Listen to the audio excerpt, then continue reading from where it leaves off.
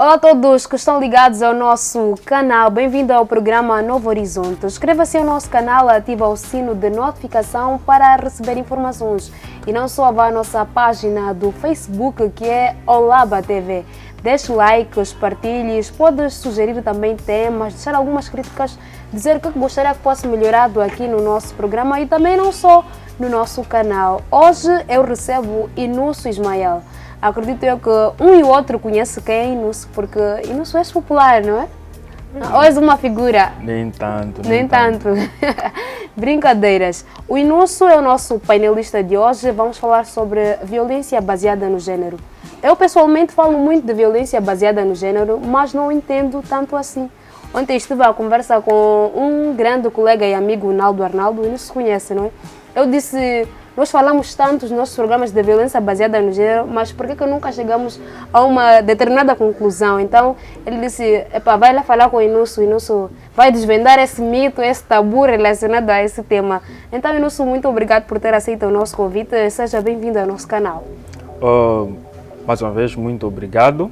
É sempre um prazer poder dar o meu contributo nessas causas sociais e deixar ficar um pouco daquilo que é a minha experiência e aprender também com todos os outros. Exato, afinal é um dedo de conversa, sempre um aprendizado.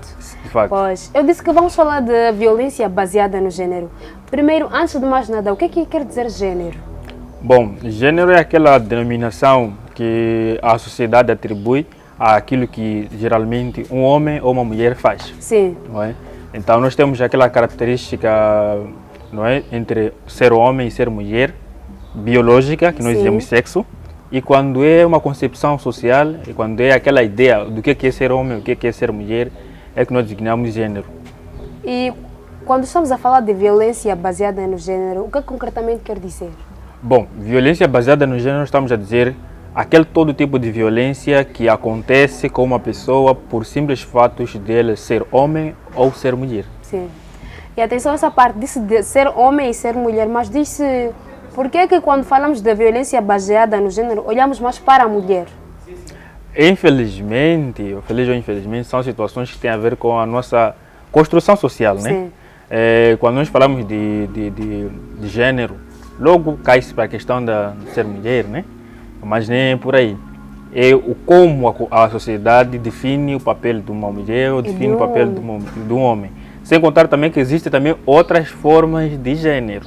Não é aquela questão da identidade de gênero, entre outros fatores. Mas não é muito correto nós, quando falamos de gênero, olhamos para a mulher. Tem que olhar para ambas partes. Gênero é a concepção, é a ideia. Vou lá dar um exemplo aqui concreto. Se nasce uma pessoa, se nasce com sexo masculino, nós dizemos homem. Sim. Se nasce com sexo feminino, nós dizemos mulher. Não é? Essa é a característica biológica que nós chamamos de sexo, né? Mas o gênero não tem relação com a característica biológica. O gênero tem a ver, além só de ser sexo masculino ou feminino, tem a ver com aqueles hábitos e costumes de uma determinada região. Tem a ver com a questão da construção social. Quais são os papéis que cada indivíduo ocupa numa determinada sociedade. Existem numa sociedade, existem pessoas que brincam, vamos lá supor, nasceu, está a brincar com bonecas, logo nós dizemos que é mulher, vamos lá supor aqui, dizemos que é mulher. Se a pessoa nasce, logo brinca com carinhos, gosta de brincar, jogar bola, dizemos que é rapaz. Então, isso varia de região para região, dependendo de como é que é aquela construção social daquela região, não é? Então, nem sempre, quando se fala de gênero, estamos a dizer a olhar mais para a mulher. Não tem a ver, não é? Gênero é a concepção social, é a ideia de que o homem faz isso, mulher faz aquilo. Isso. E temos que agora deixar claro que a questão de gênero é muito mais ampla de ser mulher ou de ser homem. Temos também outras formas de gênero, né? Outras formas de concepção. Por quê? Não podemos esquecer, por exemplo, a comunidade LGBTI, não é? Também faz parte do gênero. Estamos lá nessas questões, não é? Então, tem aquilo que nós dizemos que isto, quem faz é um homem. Isto quem faz é mulher. Não é? Tem aquilo que nós comumente pensamos assim. Mas, por outro lado, tem aquela questão da pessoa em si só, que essa questão de gênero é uma questão de que nós temos que ver que antes é questão de direitos humanos. Eu posso não me identificar com o gênero que a comunidade diz. Sim. Dizer que este aqui é um homem, este aqui é uma mulher. Eu sei não. Eu nasci sim com o sexo masculino, mas me identifico com o sexo feminino. Exatamente. E não se acha que isso é correto? É questão de direitos humanos, é correto sim. Enquanto for questão de direitos humanos, enquanto for uma escolha individual, enquanto for uma coisa livre e espontânea, em que a pessoa sim, de facto, define, eu me sinto à vontade como homem, me sinto à vontade como mulher, me sinto à vontade tanto sendo como homem quanto mulher, eu me manifesto dessa forma.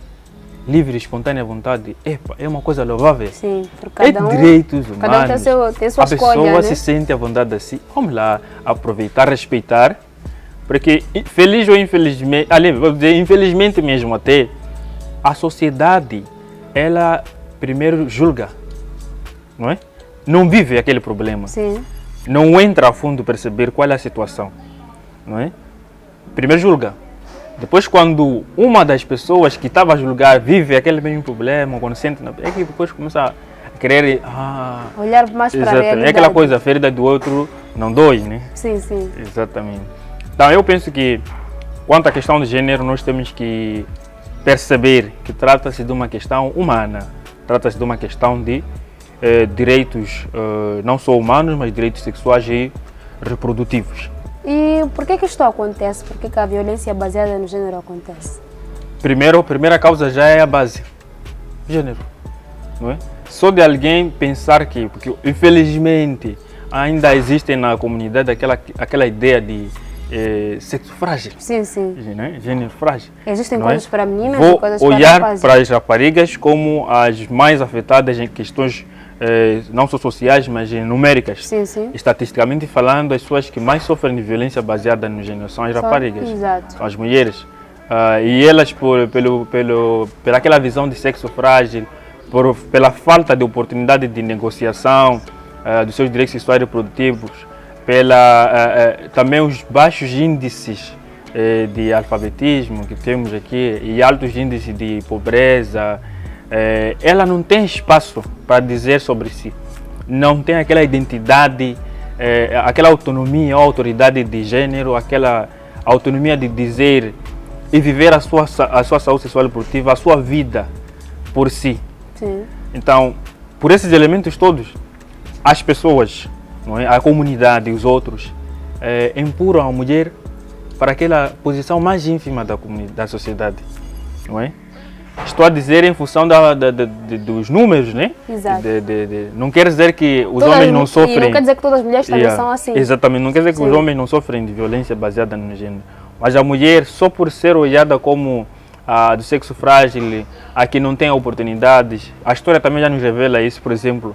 Agora, os homens e as mulheres, na maior parte dos países, têm o direito ao voto, por exemplo. Sim. Mas há algum tempo atrás não era assim. Não existia isso. Graças aos movimentos de ativismo, movimentos feministas, é que temos a ter alguns avanços. Mas é um longo caminho. Sim. As mulheres sofrem mais a violência pelo simples fato de elas serem mulheres e serem vistas como aquela minoria, como pessoas que não têm... O sexo mais frágil. Exatamente. Sim, também existem homens que sofrem de violência e por mais que o homem sofra daquela violência, pode ser bullying, pode ser uma violência física, até uma violência sexual, o homem limita-se.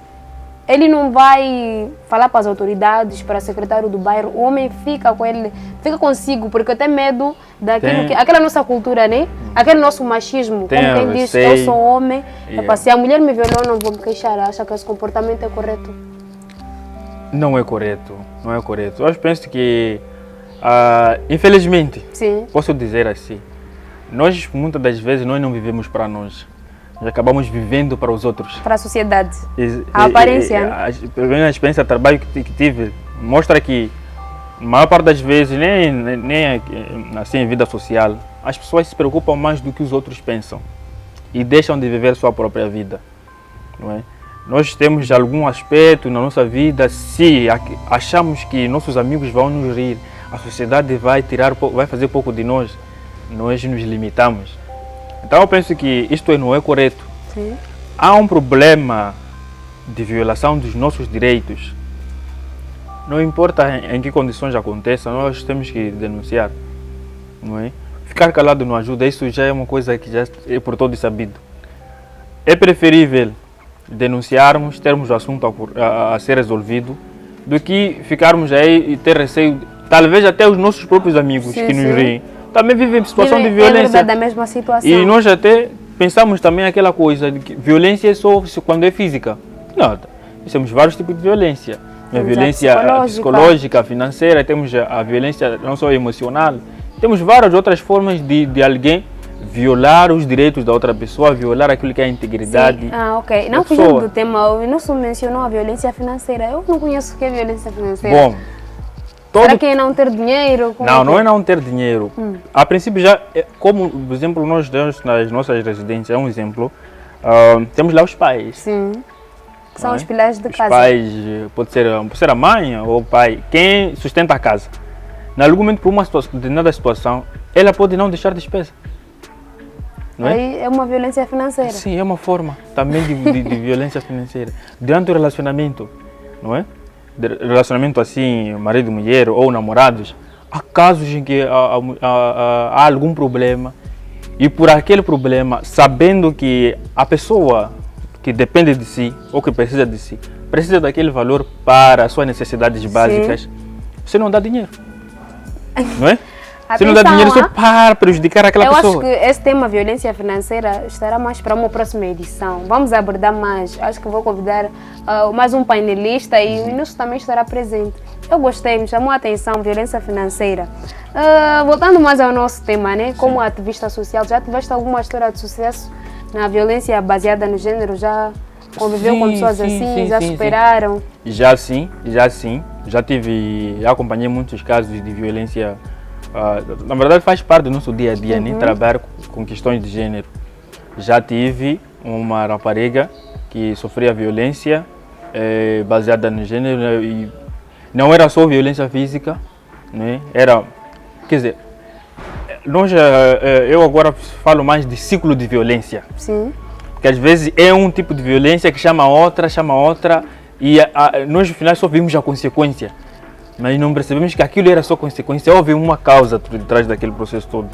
Então já acompanhei uma rapariga que, em especial esta, já tive outros casos, mas em especial esta, sim, ela sofreu violência na sua residência, da parte do seu próprio pai, que em algum momento era mau com a sua filha, mas não era mau com os seus filhos, não é?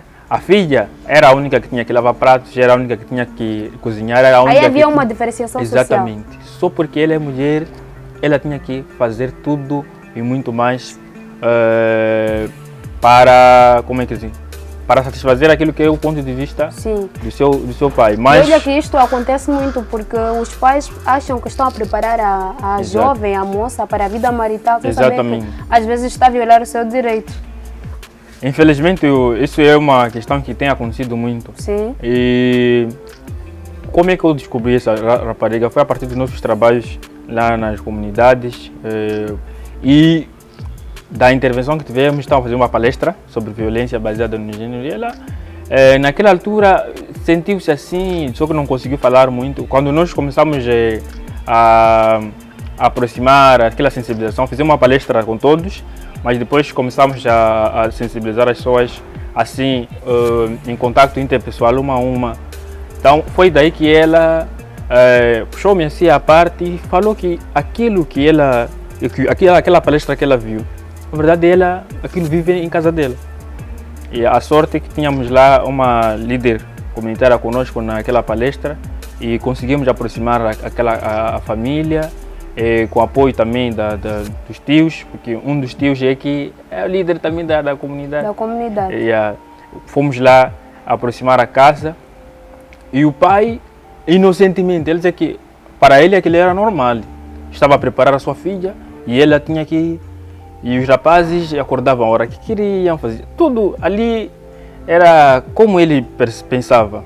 Mas depois de umas intervenções, assim, conversa com a família, e o pai depois também passou a participar com muita resistência, mas depois passou a participar daquelas palestras. Mostrar-lhe que esse comportamento não ele era disse correto. que mostrou-se disponível até para ser exemplo A seguir. para a comunidade. Então, para nós aqui, para mim, foi...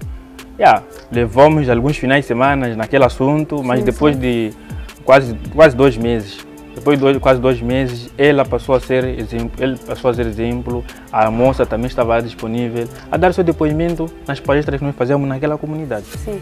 E para todos os jovens que estão a acompanhar neste momento o programa, sofrem de alguma violência, não querem falar, sentem-se fechados, às vezes pelo trauma psicológico, o Inusso aconselharia o que fazer? Denunciar. Primeiro passo, nós temos que ver uma situação e reconhecer que nós estamos dentro daquele problema. Não é possível resolver um problema se assumirmos a existência do mesmo e que nós estamos dentro daquele problema. Então, temos que notar que sim, de facto, estamos diante de uma violência. Então, temos que assumir e daí começarmos já a procurar ajuda. Uma das primeiras formas é denunciar.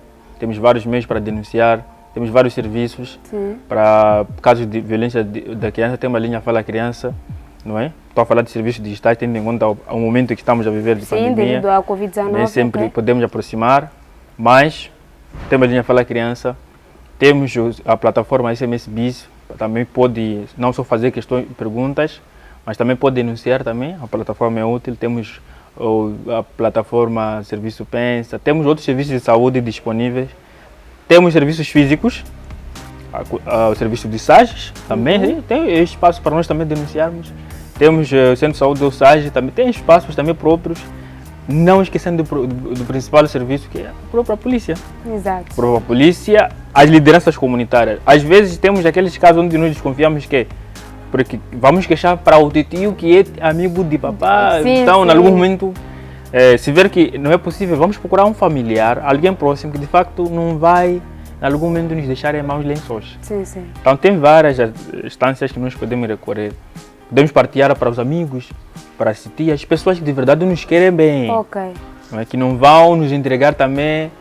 Porque há aquela questão, nós às vezes queixamos para alguém pensando que vai Estamos a fazer o bem, vai nos ajudar, enquanto aquela pessoa depois leva a mesma informação, vai passar partilhar para para outra. o nosso opressor. E aí já temos outros Fica problemas. uma situação complicada. Mas denunciar, ver que aquilo acontece não só consigo, aconteceu com várias pessoas, mas nem por isso temos que parar. Temos que denunciar. Se queremos eliminar o problema, nós temos que denunciar o problema. Temos que arranjar formas de apresentar aquela situação e mostrar que aquilo nos incomoda bastante.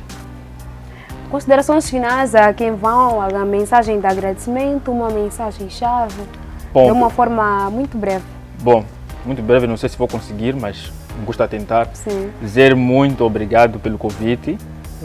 Para mim já é bom saber que em algum momento o trabalho é visível.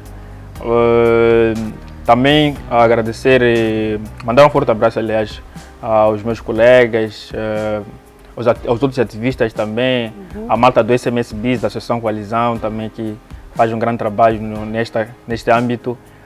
E para meus familiares, amigos, toda a gente que me conhece. É muita gente, né? Toda a gente que está nesta batalha. Sim. E muita força ao canal, ao pessoal, à equipe, ao Mário, ao próprio, Vamos ficar aqui a falar próprio o tempo, boss. o tempo já não nos próprio boss permite. também.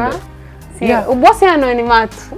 Ok. Ok, brincadeiras. Nós também agradecemos a todos que gastaram os seus megas para estarem ligados a nós, que partilharam, que deixaram like, que deixaram críticas. E para a semana nós voltamos com mais uma conversa interessante, uma conversa de mudança de comportamento. Já sabe, eu sou Marla Virgil Antônio e volto numa próxima oportunidade. Fiquem bem.